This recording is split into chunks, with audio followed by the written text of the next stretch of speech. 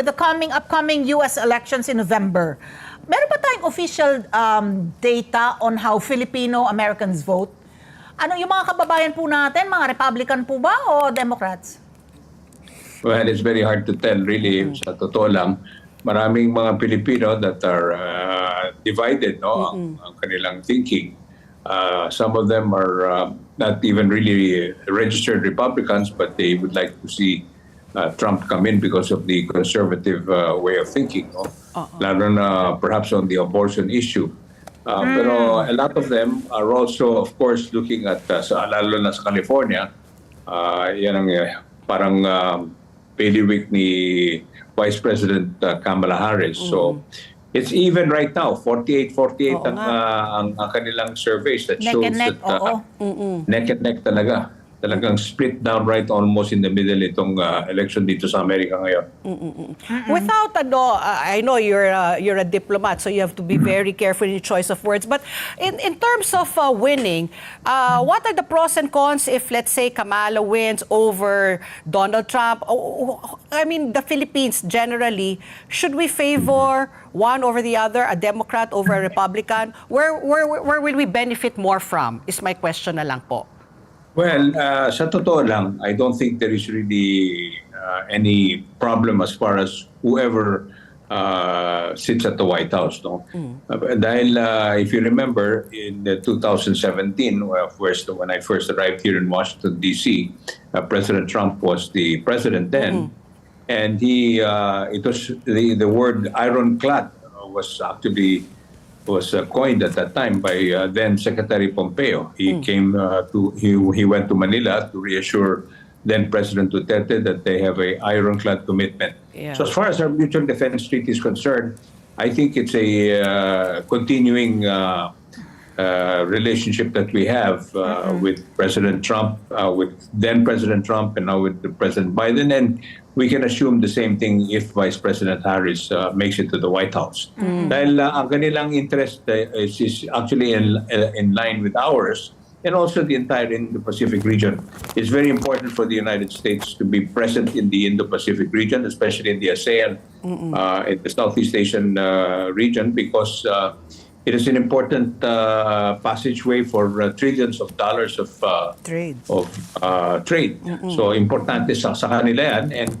And with us, we are right in the center of all of these things. So it is only natural for them to have a strong relationship with the Philippines. Oo. So magkakaroon lang ng continuity sa kanilang foreign policy. But sa issue naman, Ambassador, ng immigration, yung immigration policy nila, itong si Donald Trump, naririnig natin siya, he's hardline, yung stance niya on illegal immigrants. And, I mean, migration as a whole. We think, mostly, of course, ang alam natin, mostly Mexicans crossing the border into the United States. But is this going to affect, and how is it going to affect Filipino immigrants?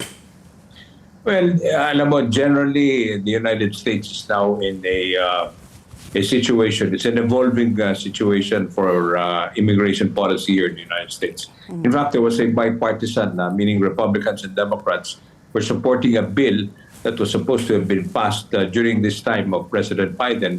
Pero from what we hear from the political front is that President Biden had called his friends at the U.S. Congress to tell them that not to support it because, siyempre, it's political season. He thought that that would give them credit for. But generally, there is already a strong clamor for stricter immigration rules here in the United States. Dahil nga, itong border nito ay talagang medyo out of control na in the sense that they have so many millions of illegal immigrants that are coming into the United States, and medyo matindi na nga ang tama. In fact, they're blaming these illegal immigrants in the adding to the homeless in the big cities like Los Angeles, San Francisco, and even New York and other parts of the United States. So. Okay. So, Ambassador, paano po, if there are immigration problems already because of illegal immigrants nga, paano po yung job security po? Nanganganib ba yung ating mga Pilipino who are there and now? Medyo, di ba, nagkaroon na, yung nag-lift na po sila, di ba, yung sa interest rates po. So, ngayon po, sinasabi nila, medyo mahirap na ngayon po ang ekonomiya po ng Amerika.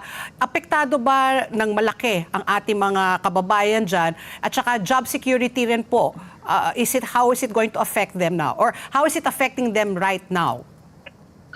Well, I think I'd like to think that, in fact, I just came from San Francisco for a couple of conference that I attended there. And generally, many of the Filipinos, the legal immigrants, people are working now, especially in big cities like San Francisco, have a job security.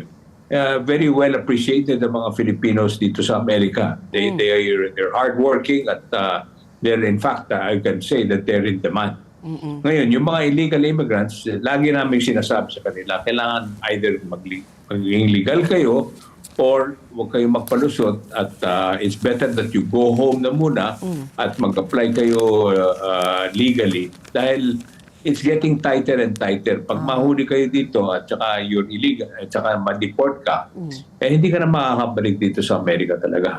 That's how strict they are already now. Let's get together sa NET25. Sa NET25.